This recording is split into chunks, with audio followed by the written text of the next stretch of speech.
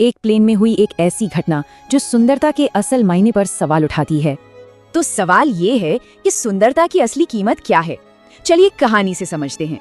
कहानी शुरू होती है एक फ्लाइट से, जिसमें एक बहुत ही सुंदर महिला अपनी सीट ढूंढ रही है और पता चलता है कि उसकी सीट एक ऐसे आदमी के बगल में है जिसके दोनों हाथ नहीं थे। उस आदमी को देखकर वो महिला वहां बैठने में हिचकिचाने लगी। उसे बहुत अजीब लग रहा था। उसने एयर होस्टेस को बुलाया और अपनी बात बिल्कुल साफ कह दी।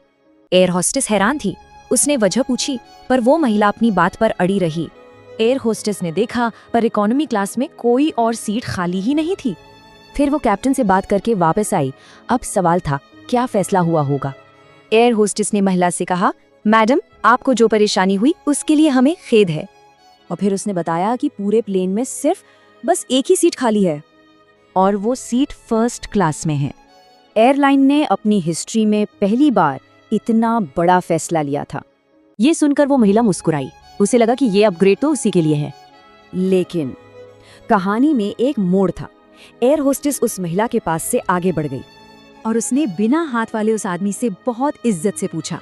वजह ये बताई कि हम नहीं चाहते कि एक असभ्य यात्री से आपको तकलीफ हो। और ये सुनते ही प्लेन में बैठे बाकी सभी पैसेंजर्स तालियां बजाने लगे।